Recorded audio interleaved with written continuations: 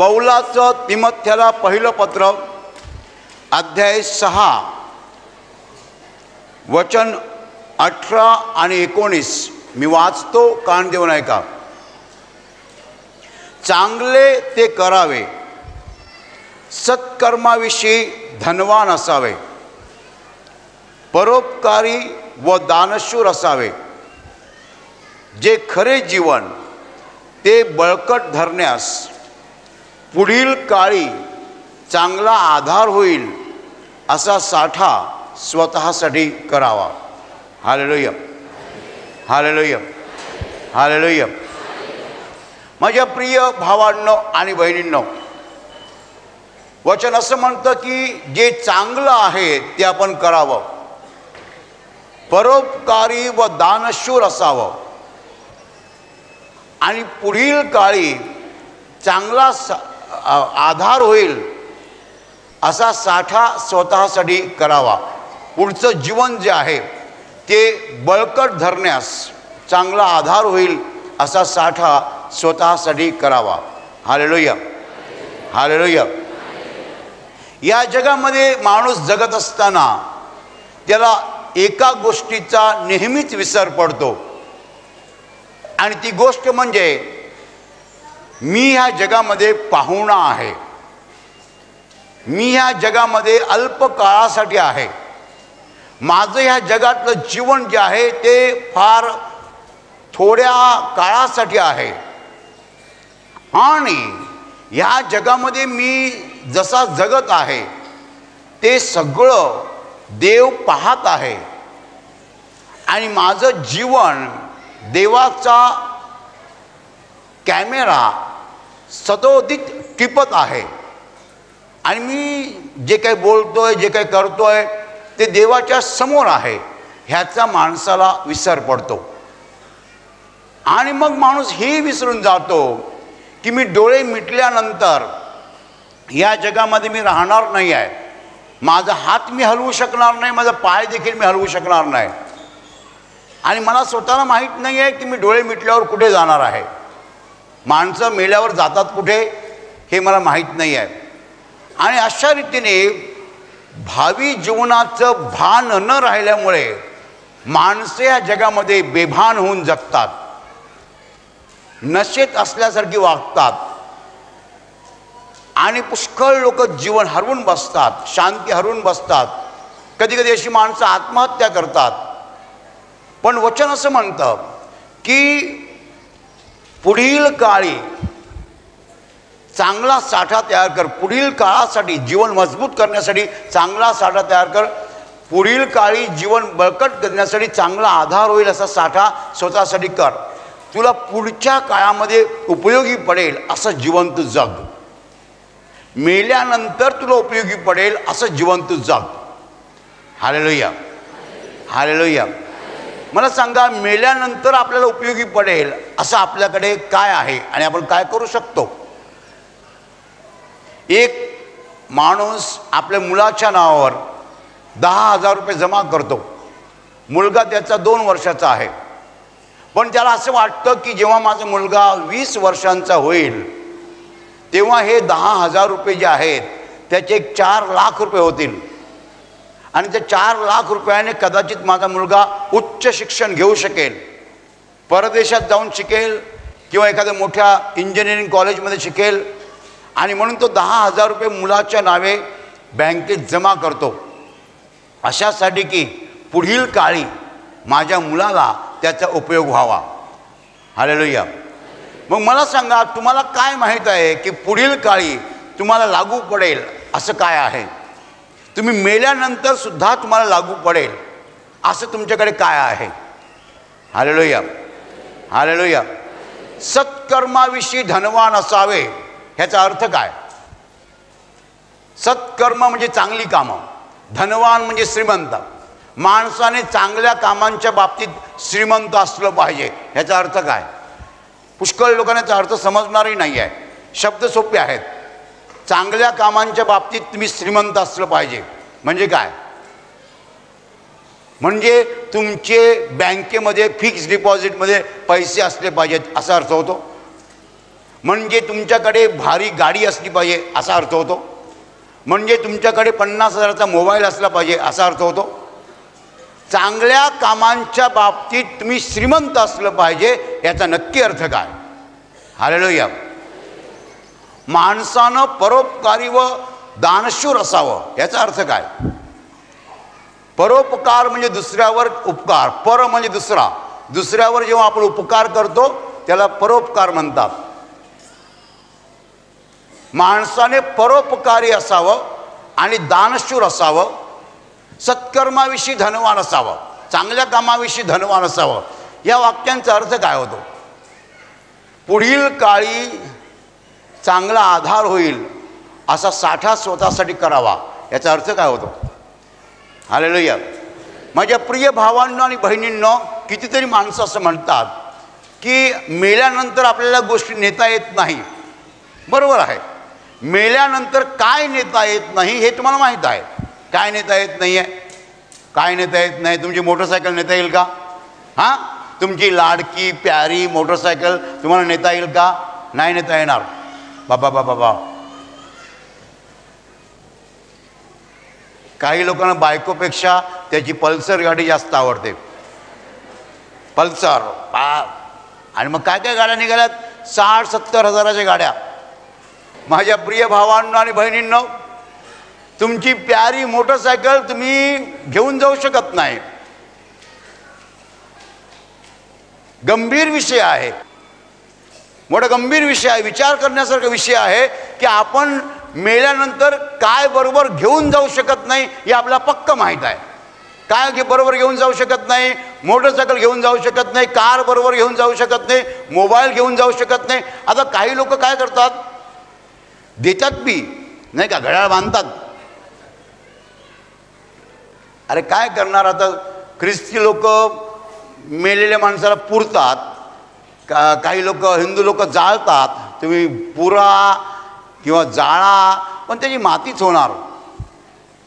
मग मी दिलेलं घड्याळ आहे त्याची माती होणार, सगळ्याच माती होणार, कुठे जाणार सगळं. माणूस काय बरोबर घेऊन जाऊ शकत नाही हे मी तुम्हाला सांगायला नको, तुम्हाला चांगलं कळतं. पण आज मी तुम्हाला सांगणार आहे की माणूस काय बरोबर घेऊन जाऊ शकतो. पुष्कळ लोकांना माहीत नाही आहे की या जगातनं आपण बरंच काही घेऊन जाऊ शकतो. पण जे घेऊन जाऊ शकतो ते तुम्ही गोळा करत आहात का? पहिली गोष्ट, तुम्हाला कल्पना आहे का या जगातनं आपण बऱ्याच गोष्टी घेऊन जाऊ शकतो? नाही, लोकांना माहीतच नाही आहे. माझ्या प्रिय भावांनो आणि बहिणींनो, पुष्कळ लोकांना माहीत नाही आहे की या जगातनं पुष्कळ काही आपण स्वर्गात घेऊन जाऊ शकतो. लोकांना एवढंच माहिती आहे इकडचं आपण काही नेऊ शकत नाही. पण या जगात 2 प्रकारच्या गोष्टी आहेत ज्या आपल्याला नेता येणार नाहीत आणि ज्या आपल्याला नेता येतात. Hallelujah, hallelujah. सत्कर्माविषयी धनवान असावे, चांगल्या कामांच्या बाबतीत श्रीमंत असलं पाहिजे. तुम्ही मला प्रश्न विचाराल, ब्रदर तुम्ही श्रीमंत आहात की गरीब आहात? मी म्हणेन मी श्रीमंत आहे. पण श्रीमंत कोणत्या बाबतीत आहे? चांगल्या कामांच्या बाबतीत मी श्रीमंत आहे. हालेलुया. पैशांच्या बाबतीत मी श्रीमंत नाही. पैशांच्या बाबतीत मी श्रीमंत नाही. माझ्याकडे पैसे नाही आहेत, माझ्याकडे संपत्ती नाही आहे, माया नाही आहे. पण चांगल्या कामाच्या बाबतीत मी श्रीमंत आहे. 2 बँका मला माहीत आहेत, एक बँक जगाची आणि एक बँक स्वर्गातली. तुम्ही जे काही ठेवता, गुंतवता, ते एक तर इकडे जमा होतं नाहीतर तिकडे जमा होतं. समजा आज कुणाच्या खिशामध्ये 100 रुपये आहेत आणि दान पिशवी फिरवताना त्याने 100 रुपये त्या दान पिशवीमध्ये ठेवले. बरोबर? त्याने नक्की कुठे ठेवले? कोणत्या बँकेत गेले? ते स्वर्गाच्या बँकेत गेले. हालेलुया. आणि दुसऱ्या माणसाने ते त्याच्या खिशातले 100 रुपये प्रार्थना सभा संपल्यानंतर तो एका हॉटेलमध्ये जाईल आणि तो काही समोसा खाईल. समोसा, वडापाव आणि मसाला डोसा आणि इडली डोसा आणि मग कोका कोला आणि बाबा बा बा बा बा बा मला सांगा, त्याचं ते संपलं. हालेलुया. पण कुणी जाऊन ते 100 रुपये त्या स्टेट बँक ऑफ इंडियात ठेवेल, बँक ऑफ इंडियात ठेवेल, त्याचे पैसे ह्या बँकेत राहिले. हालेलुया. तुम्ही कुठे नेमके ठेवता हे महत्त्वाचं आहे. जो माणूस आपला स्वर्गातला बॅलन्स वाढवतो तो इकडनं सगळं वरती पाठवतो आणि त्याला ते मेल्यानंतर मिळणार.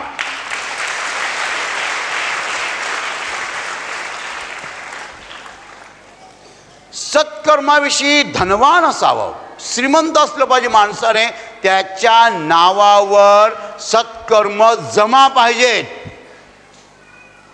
तुमच्या नावावर, तुमच्या खात्यावर चांगली कामं जमा झालेली पाहिजेत. आज एखाद्याकडे तरुण मनुष्य असेल, त्याने म्हाताऱ्या माणसाचा हात पकडून त्याला टॉयलेटपर्यंत नेलं आणि पुन्हा आणलं, ते त्याचं सत्कर्म आहे, त्याच्या नावावर जमा होणार. एक तरुण मुलगी आहे, तिने चहा आणला आणि एका म्हाताऱ्या बाईच्या हातात दिला. ती बाई इकडे बसली आहे, हिने जाऊन तिकडनं चहा आणला. हे त्या तरुण मुलीने सत्कर्म केलं, तिच्या नावावर जाणार.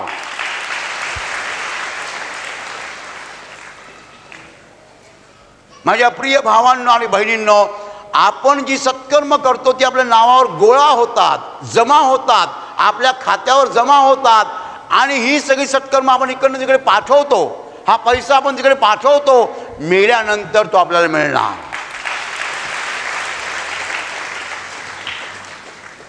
पण पुष्कळ लोकांना कल्पनाच नाही आहे की आपलं जीवन क्षणभंगूर आहे. माणसाला या गोष्टीचा सर्रासपणे विसर पडतो की एक दिवस मी डोळे मिटणार आहे. I am going to die, मी संपणार. या जगातलं वैभव क्षणभंगूर आहे. या जगातले गौरव क्षणभंगूर आहेत. या जगातली शायनिंग जी आहे ना, चकाकी लकाकी क्षणाची आहे. माझ्या प्रिय भावांनो आणि बहिणींनो, माणूस आज आहे, उद्या नाही. आणि माणसाला नेमका ह्याच गोष्टीचा विसर पडतो. या जगाच्या संपत्तीला, मायेला तुम्ही मिठी मारता का? मिठी मारता? काही लोक मिठी मारतात आणि गावठी मराठीत म्हणायचं म्हणजे व्यंग्यात घेतात. या जगाच्या संपत्तीला तुम्ही मिठी मारता, व्यंग मारता. तुम्हाला जर कोणी विचारलं तुम्हाला प्रवचन कोण देतं आशीर्वाद प्रार्थना केंद्रात, तुम्ही सांगा एक गरीब माणूस देतो. कोण गरीब माणूस? Sebastian Martin. मी गरीब आहे, माझ्याकडे पैसे नाही आहेत, पण मला पक्क माहीत आहे की या जगातली संपत्ती जी आहे ती काहीही कामाची नाही आहे, ती तकलादू आहे. मला संपत्ती साठवायची आहे पण ती या जगात नाही. मला 100% माहीत आहे की मी डोळे मिटणार आहे. तुम्हाला माहीत आहे का? मला सांगा, तुम्हाला माहीत आहे तुम्ही डोळे मिटणार? एक दिवस तुमची बायको सांगेल उठा ना, ओ तुम्ही उठा ना.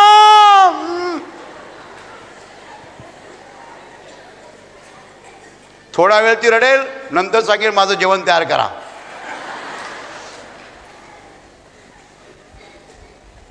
काय करणार बिचारी रडून रडून? माझ्या प्रिय भावांनो आणि बहिणींनो, या जगातून आपल्याला नेता येईल असं एक आहे, ते म्हणजे आपलं सत्कर्म, आपली चांगली कामं, आपलं दान.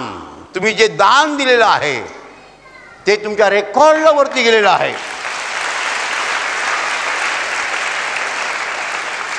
आणि ते तुम्हाला नेता येणार. ते सगळं जमा झालेलं आहे तिकडे. पुष्कळ लोक वरती जाऊन सांगतील माझं काय आहे, ते देव म्हणेल काही नाही आहे, तुझं सगळं त्या पृथ्वीवरती आहे. 5 एकर जमीन आहे, बंगला आहे. काय केलं जगामध्ये? माया गोळा केली, संपत्ती गोळा केली. पण वचन असं म्हणतं सत्कर्माविषयी धनवान असावं. चांगली कामं तुमच्या नावावर जमा झाली पाहिजेत. परोपकारी व दानशूर असावं. दानशूर म्हणजे काय सांगा? दानशूर म्हणजे काय? दानशूर म्हणजे 5,000 पगार आहे तर दानपिशवीमध्ये 5 रुपये टाकणं ह्याला दानशूर म्हणतात. हां, 5,000 पगार आहे, 5 रुपये दानपिशवीत टाकणं ह्याला दानशूर म्हणतात? अजिबात नाही. माझ्या प्रिय भावांनो आणि बहिणींनो, आपण दानशूर आहोत का? दानशूर म्हणजे दानामध्ये शूर. शूर म्हणजे गबाळ्या नव्हे, बावळट नव्हे. भरपूर जो देतो तो दानशूर, थोडं जो देतो तो दानशूर नाही आहे. Hallelujah, hallelujah. दान देत नाहीत का? दान देतात.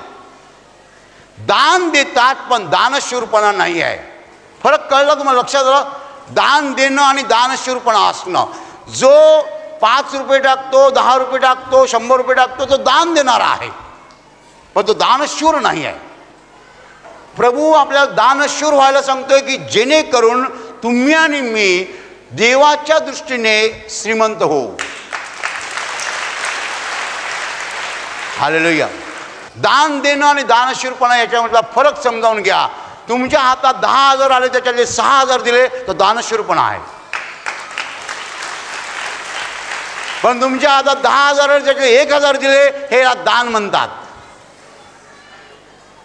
वचन स्पष्टपणे म्हणतं की तुम्ही दानशूर व्हा. दान देण्यामध्ये मागे पुढे पाहू नका. लोकांना दान कसं द्यायचं माहीत आहे, पण दानशूरपणा नाही आहे. परोपकारी व दानशूर असावं. देण्याच्या बाबतीमध्ये कंजूसगिरी नको. 1 रुपया शोधायचा, 8 आणे शोधायचे, 5 रुपये शोधायचे, अशाने होत नाही आहे. सण आला की कपडे कसे लागतात आपल्याला? मखमली, रेशमी, चकाकणारे, सगळं आपल्याला भारी पाहिजे. पण देवाला देण्यासाठी आपण देत नाही. याचं मी तुम्हाला नीट सांगतो, कान उघडे ठेवू नये का? जे लोक देवाला देत नाहीत ते लोक गरीब होतात. ते गरीब आहेत कारण त्यांना स्वर्गात काही मिळणार नाही. हालेलुया. स्वर्गात जाणंही कठीण आहे. हालेलुया. माझ्या प्रिय भावांनो आणि बहिणींनो, बायबल स्पष्टपणे म्हणतं की आपण दानशूर असावं, परोपकारी असावं आणि पुढच्या जीवनासाठी साठा केला पाहिजे. पुढच्या जीवनासाठी. Hallelujah, hallelujah. ज्या लोकांचा साठा पुढच्या जीवनासाठी आहे त्या लोकांना तुम्ही ओळखू शकता, कारण त्यांच्यावर देवाची एक शायनिंग असते. देवाच्या आशीर्वादांची चकाकी त्यांच्या जीवनावर असते. Hallelujah, hallelujah. त्यांना देवाचे आशीर्वाद असतात. तुम्ही त्यांना ओळखू शकता. माझ्या प्रिय भावांनो आणि बहिणींनो, नीट कान देऊ नये का? की ज्याने आपल्याला निर्माण केलेलं आहे तो आपल्या स्वर्गात घेणार आहे. आणि ह्या सत्याचं आपल्याला भान असलं तर आपण या जगामध्ये परोपकारी होऊ आणि दानशूर होऊ. हालेलुया.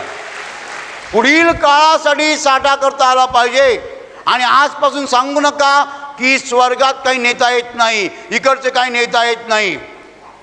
नेता येतं ते तुम्हाला मी सांगितलं. काय नेता येतं? काय नेता येतं? आपली सत्कर्म, आपलं दान आणि विशेषतः दानशूरपणा. हालेलुया. या गोष्टी आपण स्वर्गात नेऊ शकतो. आणि जो शहाणा आहे, मी शहाणा कुणाला समजतो? जो माणूस स्वर्गात संपत्ती साठवतो तो शहाणा.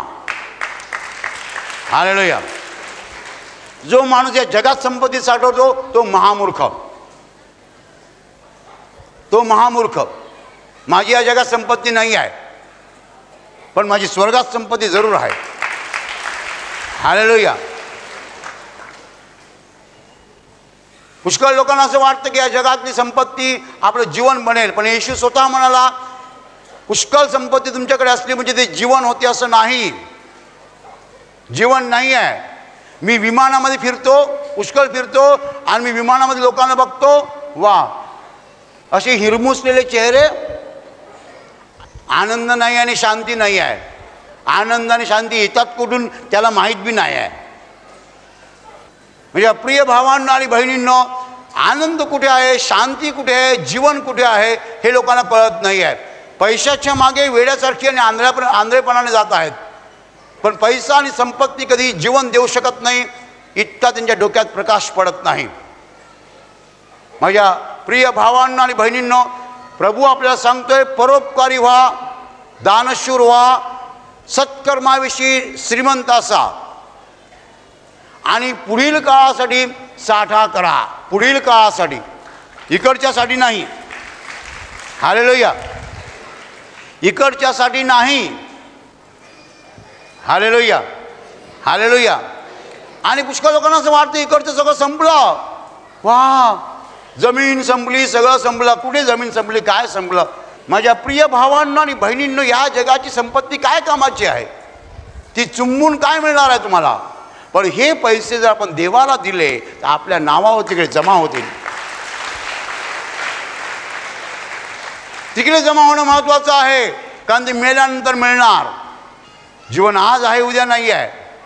माणूस गोळा करतो, गोळा करतो, गोळा करतो, काही उपयोग नाही आहे. माझ्या प्रिय भावांनो आणि बहिणींनो, नीट कान देऊ नये का? तुमची संपत्ती पृथ्वीवर नको, स्वर्गात जमा व्हायला पाहिजे. आणि मी तुम्हाला उदाहरण दिलं, जेव्हा आपण दुसऱ्यावरती प्रेम करतो, दुसऱ्यावरती उपकार करतो, तेव्हा आपली संपत्ती स्वर्गात गोळा होते. अगदी छोटं उदाहरण द्यायचं, अगदी छोटं. तुम्ही बसमध्ये बसलेला आहात, तुमच्या बाजूला एक म्हातारा उभा राहिलेला आहे, उठून तुम्ही जर त्याला जागा दिली, तुमचा बॅलन्स स्वर्गात जमा होणार. तुमचा बॅलन्स स्वर्गात जमा होणार. तुम्ही गाडीमध्ये बसलेला आहात, तुमच्या बाजूला एक गर्भवती बाई उभी राहिली, तुम्ही पटकन उभी राहून त्या बाईला जागा दिली, तुमचा बॅलन्स स्वर्गात जमा होणार. परोपकार, परोपकार म्हणजे दुसऱ्यावर उपकार करणं, असं तुमचे जीवन आहे का? परोपकार आणि दानशूरपणा आपल्या जीवनात असला पाहिजे, म्हणजे आपली सगळी संपत्ती स्वर्गात जमा होणार. हालेलुया. हालेलुया. आणि ह्या बाबतीमध्ये माणूस का एवढा तत्पर नसतो? का माणूस ऐकत नाही? कारण आपली हृदय दगडासारखी झालेली आहेत. दगडाला नाही पाजर फुटत लवकर, आणि देव म्हणतो पुन्हा पुन्हा वचन ऐकल्यानंतर कुठेतरी पाजर फुटेल. हालेलुया. पुन्हा पुन्हा ऐकायला पाहिजे की मी दान दिल्याशिवाय देवाला खुश करू शकत नाही आहे. माझा बॅलन्स स्वर्गात जमा व्हावा अशी माझी इच्छा असेल तर मला दुसऱ्यांसाठी जगलं पाहिजे, देवासाठी जगलं पाहिजे. स्वतः माया गोळा करून फायदा नाही आहे. Hallelujah. Hallelujah. Hallelujah. Hallelujah. Hallelujah. Hallelujah. Hallelujah. इस बहन का नाम वनीता है। गए 15 दिन से उनके दोनों घुटनों में दर्द होता था, अब घुटनों से लेकर निचले भाग में, जिसकी वजह से उनको बैठने में उठने में समस्या होती थी। इसके अलावा उनके कमर में और पेट के एक तरफ में दर्द होता था। वह विश्वास से प्रार्थना माध्यम का इस्तेमाल करते रहे, वचन बोलते रहे, प्रभु का अनुग्रह हो गया। अभी उनकी दोनों समस्या निकल गई है, इसलिए आप लोग तालियां बजाकर प्रभु येशू को धन्यवाद दीजिए। ताई, गुडघ्यात जास्त त्रास व्हायचा? वाकवायचा पण नाही आणि बसवायचा पण नाही. मला असं वाकायला नाही व्हायचं. वाकायला होत नाही आणि बसताना मग तुम्हाला त्रास व्हायचा? बसायचं पण नाही. मी बेडवरती अशी अलगद बसायचो. आणि आता तुम्हाला बरं वाटते? सर्व निघून गेला. मी गेल्या रविवारी आली होती ना, तर मी प्रार्थना घेतली आणि मी गेली, तर मी सगळी व्यवस्थित झाली. आता तुम्हाला बरं वाटते? गेल्या रविवारपासून तुम्हाला पूर्ण बरं वाटते? बरं वाटते. आता मी एकदम पेज झाली.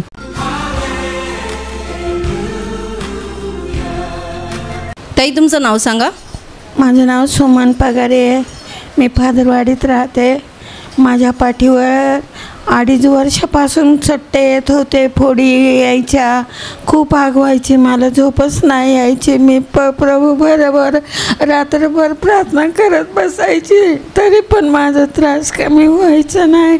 मग मी तेल आणि वचनं पाणी लावत बसायची, तर मला प्रभूने छंगाई दिली. आणि आता तुम्हाला तिकडे त्रास होत नाही? नाही. 2.5 वर्षापासून चट्टे यायचे आणि तिकडे खास सुटायची, त्यामुळे तुम्हाला रात्री झोप नाही लागायची? नाही, मी रात्रभर अशीच बसून राहायचे. आणि तुम्ही प्रार्थना माध्यमाचा वापर करत राहिले, आता तिकडे काहीच त्रास होत नाही? काहीच त्रास होत. प्रभूने तुम्हाला बरं केलं आहे? हो, बरं केलं.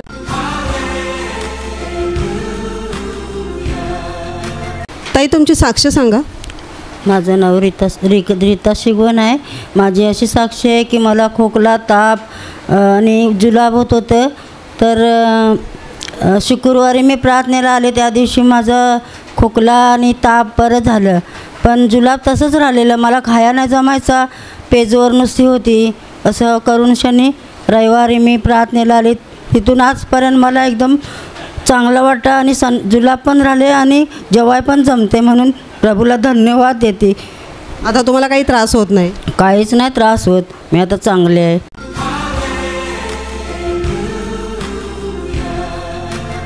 तुझं नाव सांग. गीता. कुठून आले? नाशिकवरून. नाशिकवरून. काय समस्या होती तुला? माझ्या छातीत धडधड व्हायची. मी शिबिरला आले होते तेव्हा छातीत धडधड होत होतं. इथं मग मी शिबिर केला, वंदना सिस्टर इथं शेवटच्या दिवशी आशीर्वाद द्यायला आले.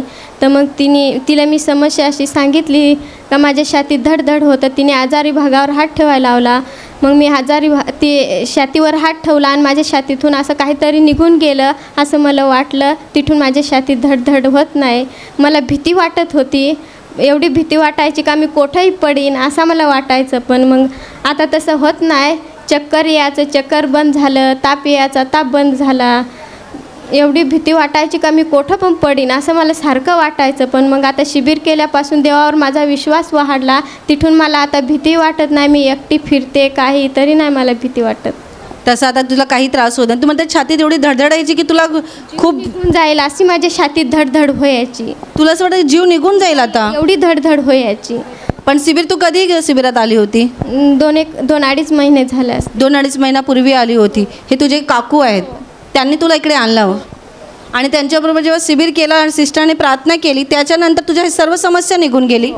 आता तू घरात एकटी राहते, कुठे जाते फिरते, तुला काहीच वाटत नाही? नाही. परत मला दुसऱ्याच्या घरी जाऊन बसायची सवय होती, ती पण आता सवय निघून गेली. आता मी माझे घरी स्वतःचेच राहते, दुसऱ्याच्या घरी जाऊन बसायची माझी सवय. म्हणजे ती एक वाईट सवय होती ती पण निघून गेली. ती आता सवय नाही माझी. मी आता एकटीच तरी घरी राहते.